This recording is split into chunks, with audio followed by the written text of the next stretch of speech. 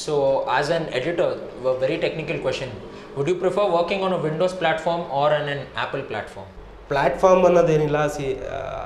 ಒಬ್ಬ editor mind tool is ಒಂದಿದು Avid use ಮಾಡ್ಬೋದು, FCP ಯೂಸ್ ಮಾಡ್ಬೋದು, ಪ್ರೀಮಿಯರ್ ಪ್ರೋ ಯೂಸ್ ಮಾಡ್ಬೋದು, ಸ್ಮೋಕ್ ಯೂಸ್ ಮಾಡ್ಬೋದು. ಡಿಪೆಂಡ್ ಆನ್ ಯುವರ್ ಇದು. ನೀವು ಏನೇ ಮಾಡಿದ್ರು end of the day your mind ಹೆಂಗೆ ವರ್ಕ್ ಆಗುತ್ತೆ, ಹೆಂಗೆ ಕಟ್ ಮಾಡಬೇಕು, ಈ ಸೀನ್ ಹೆಂಗೆ ಟ್ರೀಟ್ ಮಾಡಬೇಕು, ಈ ಕಂಟೆಂಟನ್ನು ಹೆಂಗೆ ಪ್ರೆಸೆಂಟ್ ಮಾಡಬೇಕು, ಆಡಿಯನ್ಸ್ಗೆ ಇಂಟ್ರೆಸ್ಟಿಂಗ್ ಅನಿಸ್ಬೇಕು, ಆ ಥರ ವರ್ಕ್ ಮಾಡಬೇಕೇ ಹೊರತು ನಿಮ್ಮ ಮಷೀನ್ ಟೂಲ್ಸ್ ಇದೆಲ್ಲ ಏನೋ ಸುಮ್ಮನೆ ಒಂದು ಇದು ವಾಟೆವರ್ ಫಿಲ್ಮ್ ವರ್ಕ್ ಆಗೋದಕ್ಕೆ ಟೂಲ್ ಅಷ್ಟೇ ಅದು ಬರ್ತೇವೆ. ನಿಮ್ಮ ಕಂಟೆಂಟ್ ವರ್ಕ್ ಆಗಬೇಕು ಅಂದ್ರೆ ನಿಮ್ಮ ತಲೆ ವರ್ಕ್ ಆಗಬೇಕು. ಬೇಸಿಕಾಗಿ ತಲೆ, ನಿಮ್ಮ ಕೈ ಅಂತೂ ಮಾಮೂಲಿ ಮೌಸ್ ಯೂಸ್ ಎಲ್ಲ ಸೇಮ್ ಇರುತ್ತೆ. ಪ್ಲ್ಯಾಟ್ಫಾರ್ಮ್ ಏನಂದರೆ ವಿಂಡೋಸಲ್ಲಿ ಸ್ವಲ್ಪ ವೈರಸ್ ಅದು ಇದು ಸಮಸ್ಯೆ ಇದೆ, ಮ್ಯಾಕಲ್ಲಿ ನಿಮಗೆ ಅದ್ರ ಸಮಸ್ಯೆ ಇಲ್ಲ. So I am comfortable with Final Cut Pro, so I am working on that. Okay. So, Vasco da Gama, your second movie came. Karam Chawla was the cinematographer also. Wonderful movie. It was a critical acclaimed movie, but commercially it didn't run so well. So, what's your take on it? Do you see any flaws why the movie didn't work or anything? ಅದನ್ನು ಹೆಂಗೆ explain ಮಾಡೋದು ಗೊತ್ತಿಲ್ಲ. But director ನನ್ನ ಕಥೆ ಹೇಳಿದ್ದು ಒಂದು ತುಂಬ ಚೆನ್ನಾಗಿತ್ತು, ತುಂಬ ಇಂಟ್ರೆಸ್ಟಿಂಗ್ ಆಗಿತ್ತು. ನನ್ನ ಕಥೆ ಇಷ್ಟ ಆಗಿ ಸಿನಿಮಾ ಒಪ್ಕೊಂಡಿದ್ದು. ಬಟ್ ಅದು ಮೇಕಿಂಗ್ ಮಾಡ್ತಾ ಬಂದಾಗ ಅದು ಸಿನಿಮಾ ಕಥೆನೇ ಟೋಟಲ್ ಬದಲಾಯಿತು, ಶೂಟಿಂಗ್ ಪ್ಯಾಟ್ರನ್ನೆಲ್ಲ ಬದಲಾಯಿತು, ತುಂಬ ಚೇಂಜಸ್ ಆಯಿತು. ಸೊ ಅದನ್ನು ಇವನ್ ಡಿಸ್ಕಸ್ಸು ಮಾಡ್ದು, ಎಡಿಟಿಂಗ್ ಟೇಬಲಲ್ಲಿ ಡಿಸ್ಕಸ್ ಮಾಡಿದಾಗ ಇಲ್ಲ ವರ್ಕ್ ಆಗುತ್ತೆ ಅನ್ನೋದು ಅವರ ಕಾನ್ಫಿಡೆನ್ಸ್. ಮೇ ಬಿ ನನಗೆ ಜಡ್ಜ್ಮೆಂಟ್ ಇಲ್ಲದೇ ಇರ್ಬೋದು. ಓಕೆ ಸರ್ ಆಯಿತು, ಆ್ಯಸ್ ಪರ್ ತುಂಬ ಕಂಟೆಂಟ್ ಅವರು ಶೂಟ್ ಮಾಡ್ಕೊಂಡ್ಬಂದಿದ್ರು, ಟ್ರಿಮ್ ಮಾಡಿ ಒಂದು ವರ್ಷನ್ ಫೈನಲ್ ತಂದು ಎಲ್ಲ ಮಾಡಿದ್ರು. ಡೈರೆಕ್ಟ್ರು ವಾಸ್ ವೆರಿ ಕಾನ್ಫಿಡೆಂಟ್, ಈ ಸಿನಿಮಾ ವರ್ಕ್ ಆಗುತ್ತೆ, ಈ ಕಂಟೆಂಟ್ ವರ್ಕ್ ಆಗುತ್ತೆ. ಓಕೆ, ಮೇ ಬಿ ನನ್ನ ಜಡ್ಜ್ಮೆಂಟ್ ಸರಿ ಇಲ್ಲದೆ ಇರ್ಬೋದು, ಓಕೆ ಅಂತ ಹೇಳಿದೆ. ಬಟ್ ಅದು ಅಕ್ಲೈಮ್ ಅಂದರೆ ಕ್ರಿಟಿಕಲಿ ಎಲ್ಲ ನ್ಯೂಸ್ ಪೇಪರ್ ಮೀಡಿಯಾದಲ್ಲೂ ಬರೆದ್ರು, ಎಲ್ಲರೂ ಬರೆದಿದ್ದೇನೆಂದರೆ ಸಿನಿಮಾ ಚೆನ್ನಾಗಿತ್ತು ಬಟ್ ರೀಚ್ ಆಗಿಲ್ಲ ಆ್ಯಂಡ್ ಕಂಟೆಂಟ್ ಸ್ವಲ್ಪ ಲ್ಯಾಗಿದೆ ಅಂತ ಹೇಳಿದ್ರು. ಅದು ಬಿಟ್ಟು ಬೇರೆ ಟೆಕ್ನಿಕಲ್ ಆಗಿ ಯಾರ ಬಗ್ಗೆ ಏನು ಅಂದರೆ ಸಿನಿಮಾ ಬಗ್ಗೆ ಏನು ನೆಗೆಟಿವ್ ಆಗಿ. In fact, that movie was a technical brilliance. If you did see, Hindu gave a 4.5 stars about the cuts also because the transitions were seamless. Basically, you wouldn't know. I mean, if it was from a technical point of view, if you just watch it like a purveyor, you will never be able to enjoy a movie if you're a critic, basically. So because they will just start finding faults only, so you can never enjoy the movie.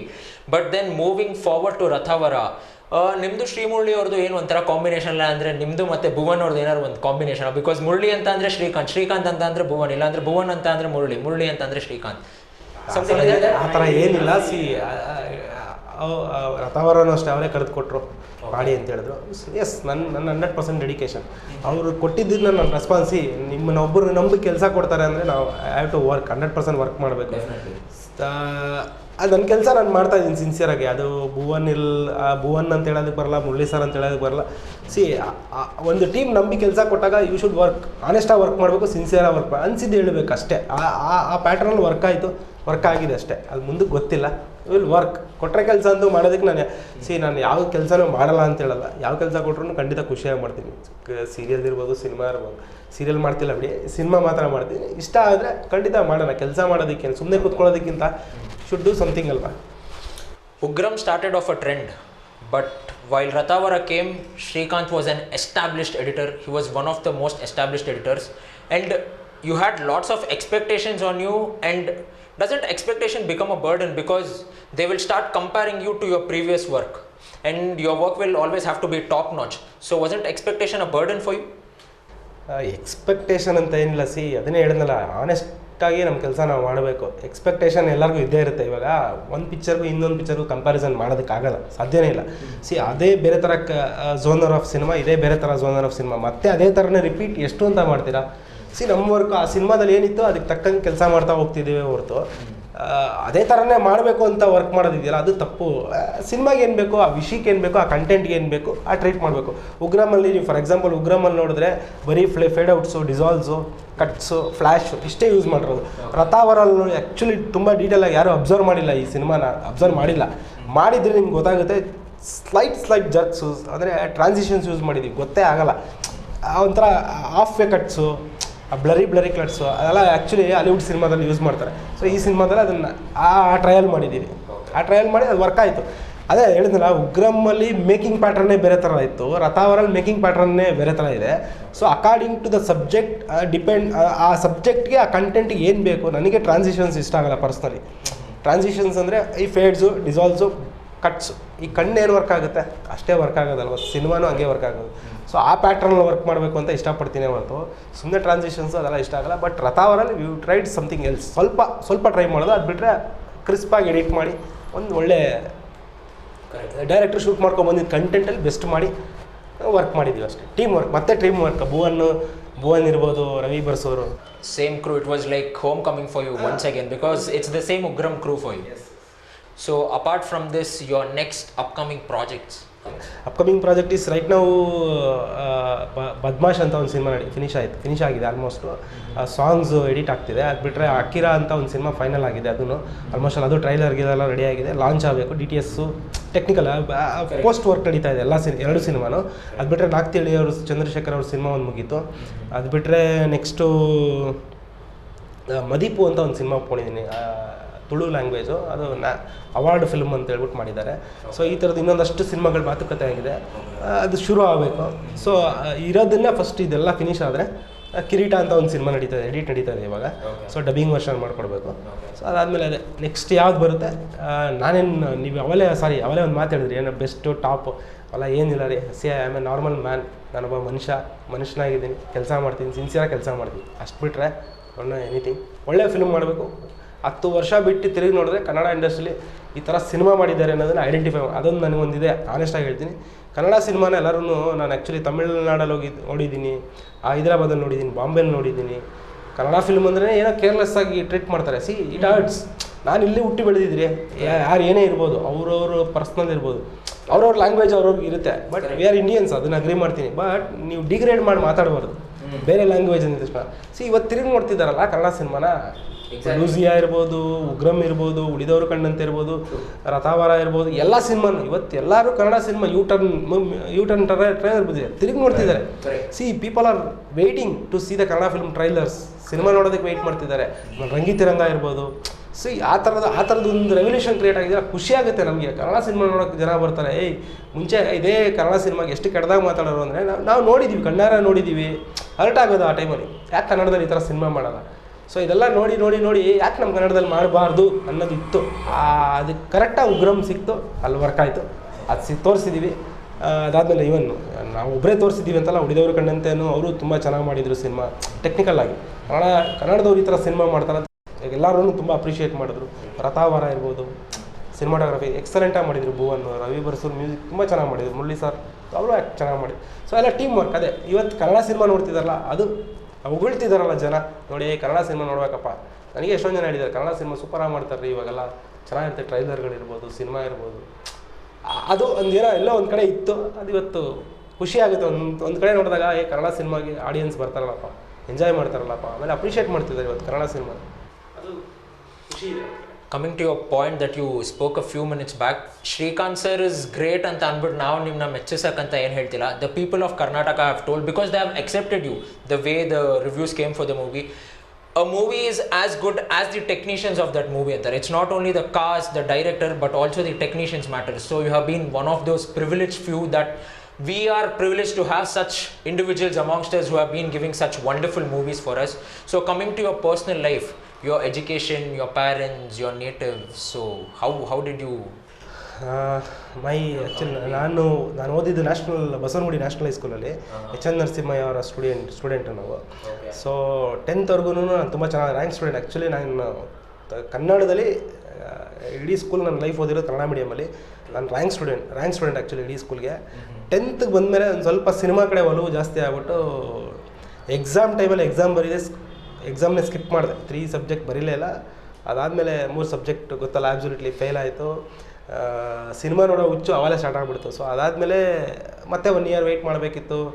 So ಮನೇಲೆಲ್ಲ ಯಾರು ಏನೂ ಹೇಳ್ತಿರಲ್ಲ. ಮನೇಲಿ ಏನಂದರೆ pass ಆಗು, ನೀನು ಚೆನ್ನಾಗಿ ಓದ್ತಿಯಲ್ಲ, ಏನಕ್ಕೆ fail ಆದೆ, ಸೊ ಈ ಥರ ಹೇಳೋಕ್ಕೆ ಶುರು ಮಾಡಿದ್ರು. ದೆನ್ ನಮ್ಮ ಅಪ್ಪ ಅಮ್ಮ, ನಮ್ಮ ತಂದೆ ಬಂದು ಶಿವಣ್ಣ ಅಂತ, ಸೊ ಮದರ್ ಜಯಮ್ಮ ಅಂತ, BDA employee. My father was BDA employee, ನಾವು ರಿಟೈರ್ಡ್. ಸೊ ಅದಾದಮೇಲೆ ಅದೇ 3 ಸಬ್ಜೆಕ್ಟ್ ಹೋಯಿತು. 1 year ವೆಯ್ಟ್ ಮಾಡಬೇಕಿತ್ತು ನೆಕ್ಸ್ಟ್ ಎಕ್ಸಾಮ್ ಬರೆಯೋದಕ್ಕೆ. ಸೊ ಆ ಟೈಮಲ್ಲಿ ಏನು ಮಾಡೋದು? ಸೊ ಕ್ರಿಕೆಟ್ ಆಡ್ತಿದ್ದೆ ಆ ಟೈಮಲ್ಲಿ. ರಾಮೋಹನ್ ಅವರು ಒಬ್ಬರು ಕರ್ಕೊಂಡೋಗಿ, ಕೆಲಸ ಮಾಡ್ತೀಯಾ, ಇಂಟ್ರೆಸ್ಟ್ ಇದೆಯಾ ನಿನಗೆ?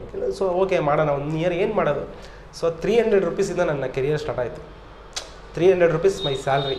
ಅವತ್ತು 96ಅಲ್ಲಿ ವಿಷನ್ ವರ್ಡಲ್ಲಿ ಕೆಲಸ ಶುರು ಮಾಡಿದೆ.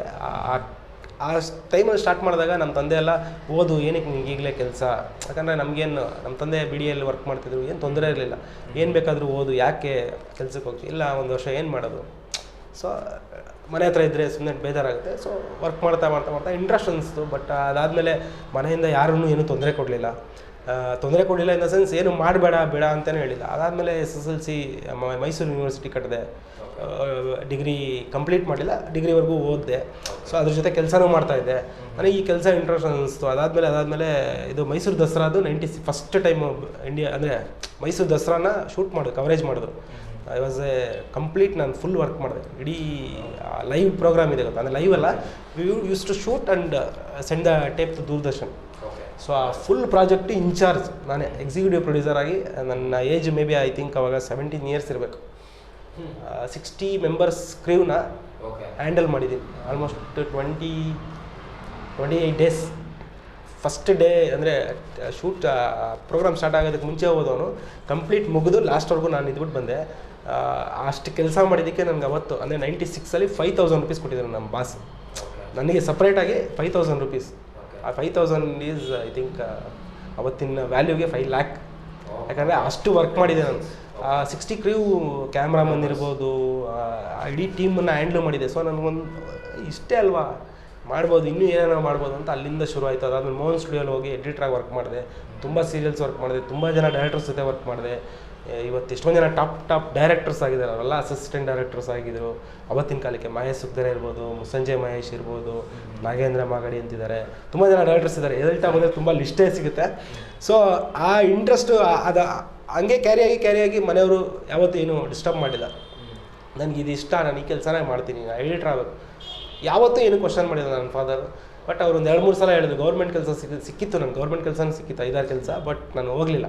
ನನಗಿದೇ ಇಷ್ಟ ಆಗಿ ಮತ್ತೆ ಎಲ್ಲ ಹೋಗದೆ, ಮತ್ತೆ ಇದೇ ಕಂಟಿನ್ಯೂ ಮಾಡಿದೆ.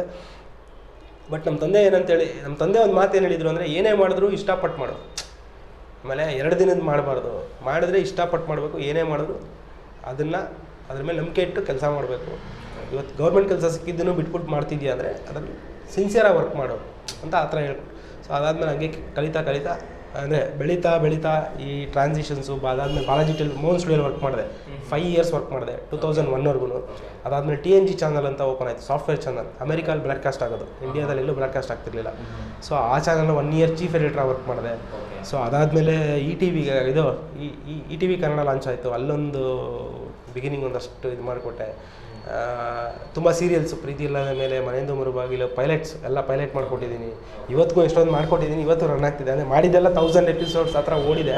ಬಾಲಾಜಿಯಲ್ಲೂ ಅಷ್ಟೇ, ಕುಂಕುಮಭಾಗ್ಯ, ಕಾವ್ಯಾಂಜಲಿ, ಕವಲುದಾರಿ, ತುಂಬ ಮಾಡಿದೆ. ಸೊ ಅದಾದಮೇಲೆ ನೆಕ್ಸ್ಟು ಮದುವೆ ಆಯಿತು. ಸೊ ಇವನ್ ಮೈ ವೈಫ್, ನನ್ನ ವೈಫ್ ಎಲ್ಲ ಗೊತ್ತು. ಅಂದರೆ ನನಗಿದೇ ಇಂಟ್ರೆಸ್ಟು. ಅರ್ಥ ಮಾಡ್ಕೊಂಡು ನಾನೆಲ್ಲ ಕ್ಲಿಯರ್ ಕಟ್ಟಾಗಿ ಹೇಳಿದೆ. ಅಂದರೆ ನಾನು ಎಲ್ಲ ವಿಷಯದಲ್ಲೂ ಆನೆಸ್ಟ್ ಆಗಿರ್ತೀನಿ, ನನಗಿದೇ ಇಷ್ಟ, ಇದು ಬಿಟ್ಟು ಇನ್ನೇನು ಮಾಡಲ್ಲ.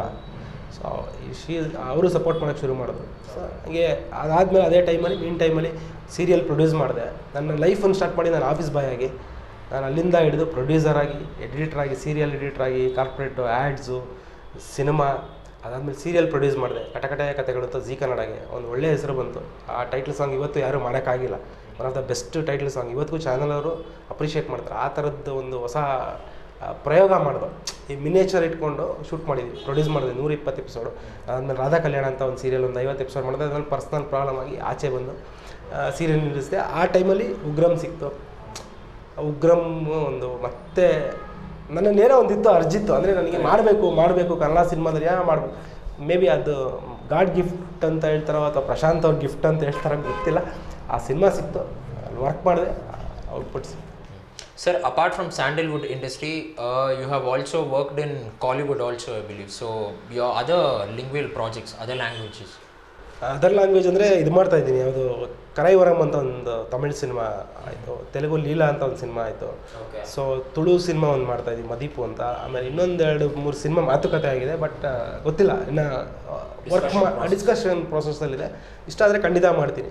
ಗೊತ್ತಿಲ್ಲ, ಮಾಡಬೇಕು ಮಾಡಬಾರ್ದು ಅಂತೇನಿಲ್ಲ. ಕೆಲಸ ಯಾವುದಾದ್ರೂ I want to do sincerely ಅಷ್ಟೇ, ಅದು ಅಷ್ಟಂತೂ ಗೊತ್ತು. I have also heard from you that it is normal for the artist and the director, for the director to narrate the script and for the artist to hear and whether he agrees or not. But Srikanth is one vivid individual. Even he goes to listen to the script. After he listens to the script only, he chooses his movies. Otherwise, he doesn't choose his movie if he's not satisfied with the script. Why that peculiar thing? Because most of the editors, what I believe is, they do not listen to the script. Or at least they partially listen to it, but not in detail as how you do. Sir ಅಂದರೆ ನಾನೇನು special ಅಂತಲ್ಲ. ನನ್ನ contribution ಒಂದು ಒಳ್ಳೆ cinema ಆಗಬೇಕು ಅನ್ನೋದು, it is honest intention is ಒಂದು ಒಳ್ಳೆ ಕನ್ನಡ ಸಿನಿಮಾ ಆಗಬೇಕು, ಒಂದು ಒಳ್ಳೆ ಸಿನಿಮಾ ಆಗಬೇಕು. ಅದು ನನಗೆ ಗೊತ್ತಿಲ್ಲ, ನನಗೇನೋ ಅನಿಸಿದೆ. ನಾನು ಫ್ರ್ಯಾಂಕಾಗಿ ಎಲ್ಲರಿಗೂ ಹೇಳ್ತೀನಿ, ಯಾರಾದರೂ ಫೋನ್ ಮಾಡಿ ಸಿನಿಮಾ ಮಾಡೋಣ, ಆಯ್ತು ಸರ್ ಮಾಡೋಣ, ನಿಮ್ಗೇನು ತೊಂದರೆ ಇಲ್ಲ ಅಂದರೆ ಕತೆ ನೆರೆಕ್ಟ್ ಮಾಡ್ತೀರಾ, ಡಿಸ್ಕಷನ್ ಮಾಡೋಣ. ನನಗೆ ಅನಿಸಿದ್ದು ಹೇಳ್ತೀನಿ, ಆನೆಸ್ಟಾಗಿ ಹೇಳ್ತೀನಿ. ನಾನೇನು ಬುದ್ಧಿವಂತ ಅಂತ ನಾನೇನು ಕತೆ ಕೇಳಲ್ಲ, ನನಗೆ ಅನಿಸಿದ್ದು. ನಾನೊಂದು 94 ಸಿನಿಮಾ ನೋಡಿದ್ದೀನಿ ಅಂತ ಹೇಳಿದ್ನಲ್ಲ, ಎಷ್ಟೊಂದು ಲಕ್ಷ ಸಿನಿಮಾ ನೋಡ್ಬಿಟ್ಟಿದ್ದೀನಿ. ನೀವು ಯಾವ ಲ್ಯಾಂಗ್ವೇಜ್ ಸಿನಿಮಾ ಕೇಳಿ, ಯಾವ ಎಡಿಟರ್ ಹೆಸರು ಕೇಳಿ, ಯಾವ ಡೈರೆಕ್ಟರ್ ಹೆಸರು ಕೇಳಿ, ಯಾವ ಕ್ಯಾಮ್ರಾಮನ್ ಹೆಸರು ಕೇಳಿ, ನಾನು ಹೇಳ್ತೀನಿ. ಯಾವ ಸಿನಿಮಾಗೆ ಯಾರು ಅಂತ ಹೇಳಿದ್ರೆ ಹೇಳ್ತೀನಿ. ನಾನು ಅಷ್ಟು ರಿಸರ್ಚ್ ಮಾಡಿದ್ದೀನಿ. ರಿಸರ್ಚ್ ಅಂದರೆ ನಾನು ಫಾಲೋ ಮಾಡಿದ್ದೀನಿ ಆ ಸಿನಿಮಾನ. ಮೇ ಬಿ ನನಗೆ ಗೊತ್ತಿರೋದು ಏನೋ ನಿಮ್ಗೆ ನನಗೆ ಅನಿಸಿದ್ದು ಆನೆಸ್ಟಾಗಿ ಹೇಳ್ತೀನಿ. ಡಿಸ್ಕಸ್ ಮಾಡೋಣ, ಒಳ್ಳೆ ಸಿನಿಮಾ ಆಗಬೇಕು. ಎಂಡ್ ಆಫ್ ದ ಡೇ ಒಳ್ಳೆ ಸಿನಿಮಾ ಆಗಬೇಕು ಅನ್ನೋದು ಇಂಟೆನ್ಷನ್ನೇ ಹೊರತು ಸ್ಕ್ರಿಪ್ಟ್ ಕೇಳಲೇಬೇಕು ಆ ಥರದ್ದೆಲ್ಲ ಏನಿಲ್ಲ. ಒಂದು ಒಳ್ಳೆ ಸಿನಿಮಾ ಆಗಬೇಕು, ಅದಕ್ಕೋಸ್ಕರ ವರ್ಕ್ ಮಾಡೋಣ, ಟೀಮ್ ವರ್ಕ್ ಮಾಡೋಣ ಅಂತಲೇ ನಾನು ರಿಕ್ವೆಸ್ಟ್ ಮಾಡ್ಕೊತೀನಿ. ಬಂದಿರೋ ಎಲ್ಲ ಡೈರೆಕ್ಟರ್ಸೂ ಪಾಪ ನಿಜವಾಗ್ಲೂ ಅವರು ಖುಷಿ ಪಡ್ತಾರೆ. ಈ ಕತೆ ಕೇಳಿ ಬನ್ನಿರಿ, ಕತೆ ಕೇಳ್ತೀನಿ, ಕತೆ ಹೇಳ್ತೀವಿ ಬನ್ನಿ. Correct, that is unheard of because it is not normal for everybody very curiously, because as it is you are busy. There also you have to make time and go and listen to the script. Zee ಅಂತ ಏನಿಲ್ಲ, work ಮಾಡಬೇಕಷ್ಟೇ. ಒಳ್ಳೆ cinema ಮಾಡ್ಬೇಕಂದಾಗ times ಇವಾಗ ಒಂದು ಬೆಳಿಗ್ಗೆ early morning 5 to 12ವರೆಗೂ work ಮಾಡ್ತೀನಿ. 12 ಆದಮೇಲೆ I will be free. So ಒಂದು ಬೇರೆ ಏನಾದರೂ ವರ್ಕ್ ಇದೆಯಾ, ಆಚೆ ಕಡೆ ವರ್ಕ್ ಇದೆಯಾ, ಅದೆಲ್ಲ ಮುಗಿಸ್ಕೊಂಡು DTS DA ಇದು ಯಾರು ನನ್ನ ಕೆಲಸ ಇದ್ದರೆ ಹೋಗಿ ನೋಡೋವಂಥದ್ದು ಇರುತ್ತಲ್ಲ, ಸಿಂಕು ಅದೆಲ್ಲ ಚೆಕ್. ಸೊ ಅದಾದಮೇಲೆ ಟೈಮ್ ಇರುತ್ತಲ್ಲ 5-6 ಮೇಲೆ 1-2 hours ಕತೆ ಕೇಳೋದು ಏನು ಸಮಸ್ಯೆ ಇಲ್ವಲ್ಲ. ನಮ್ಗೆ ಅನಿಸಿದ್ದು ಹೇಳ್ಬೋದಲ್ಲ ಆನೆಸ್ಟಾಗಿ. ಒಂದು ಒಳ್ಳೆ ಸಿನಿಮಾ ಆಗಬೇಕು, ಎಂಡ್ ಆಫ್ ದಿ ಡೇ ಒಳ್ಳೆ ಸಿನಿಮಾ ಆಗಬೇಕು, ಅದಕ್ಕೋಸ್ಕರ ಟೀಮ್ ವರ್ಕ್ ಮಾಡೋಣ. Sir, one rapid fire round. All right, single word. Your favorite director? Prashanth Neel. Favorite editor? Lee Smith. Your cameraman? Bhuvan. So apart from that, in the international market we are coming, because this is all the team that you have worked with apart from Lee Smith. So if Lee Smith, if we take any of his work, sir? Inception. Wonderful, sir. Wonderful speaking to you. On a last parting note, so any note to the aspiring young budding editors who are coming to this industry? Work honestly. All right. Sincerely. And you put your heart 100%. Okay. You love the cinema, it will love you. Correct. ಅಂದರೆ ನಾನೇ example, office ಬಾಯಿಂದ ಇಲ್ಲಿವರೆಗೂ ಬಂದಿದ್ದೀನಿ ಅಂದರೆ without god father nobody has supported me. ಆ ರಾಮು ಅನ್ನೋ ಹುಡುಗ ಸೇರಿಸಿದ್ದಕ್ಕೆ ಇವತ್ತರೆಗೂ ಇಲ್ಲಿ ಬಂದಿದ್ದೀನಿ. ಯಾರು ಎಡಿಟಿಂಗ್ ಹೇಳ್ಕೊಟ್ಟಿಲ್ಲ, ಯಾರು ಕಾರ್ ಓಡಿಸೋದು ಹೇಳ್ಕೊಟ್ಟಿಲ್ಲ, ಯಾರು ಬೈಕ್ ಓಡಿಸೋದು ಹೇಳ್ಕೊಟ್ಟಿಲ್ಲ, ಯಾರು ಸ್ವಿಮ್ಮಿಂಗ್ ಹೇಳ್ಕೊಟ್ಟಿಲ್ಲ, ಯಾರು ಕ್ರಿಕೆಟ್ ಆಡೋದು ಹೇಳ್ಕೊಟ್ಟಿಲ್ಲ. ಎಲ್ಲ ಕಲ್ತಿದ್ದು. ನನಗೆ ಕಲಿಬೇಕು ಅನ್ನೋ ಛಲ ಇತ್ತು, ನನಗೆ ಕಲಿಬೇಕು ಅನ್ನೋ ಹಠ ಇತ್ತು, ನಾನು ಕಲ್ತಿದ್ದೀನಿ. ನನಗೆ ಮಾಡಬೇಕು ಅಂತ ಮನಸ್ಸಲ್ಲಿ ಇರಬೇಕು. ಫಸ್ಟು ಸಿನ್ಸಿಯರಾಗಿ ಮಾಡಿದ್ರೆ ಖಂಡಿತ ಆಗುತ್ತೆ. ಆ ಪ್ಯಾಷನ್ ಇದೆ ಗೊತ್ತಾ, ನನಗೆ ಅದು ಬೇಕು ಅಂದರೆ ಅದು ಮಾಡಬೇಕು. ಏನಾದರೂ ಇರಲಿ, ಸಿನ್ಸಿಯರಾಗಿರಬೇಕು. ನಾನು ಕಾರ್ ಓಡಿಸ್ಬೇಕು ಅನಿಸ್ತು, ಕಾರ್ ಕಲಿತೆ, ಬೈಕ್ ಓಡಿಸ್ಬೇಕು, ಬೈಕ್ ಕಲಿತೆ. ಸೊ ಹಿಂಗೆ ಕಲಿಯೋದಕ್ಕೆ ಎಂಡಿಲ್ಲ, ಯಾವತ್ತೂ ಎಂಡಿಲ್ಲ. ಸೊ ಇದನ್ನು ಬಿಡಬಾರ್ದು. ಡಿಸ್ಕರೇಜ್ ಆಗುತ್ತೆ, ಅಲರ್ಟ್ ಮಾಡ್ತಾರೆ, ನೋವಾಗುತ್ತೆ, ಎಲ್ಲ ಆಗುತ್ತೆ ಇಂಡಸ್ಟ್ರಿಯಿಂದ. It is all common. But passion ಬಿಡಬಾರ್ದು. ನಿಮ್ಮಲ್ಲಿ ಯಾವಾಗಲೂ 24 hours ಆ ಸಿನಿಮಾ ಬಗ್ಗೆನೇ.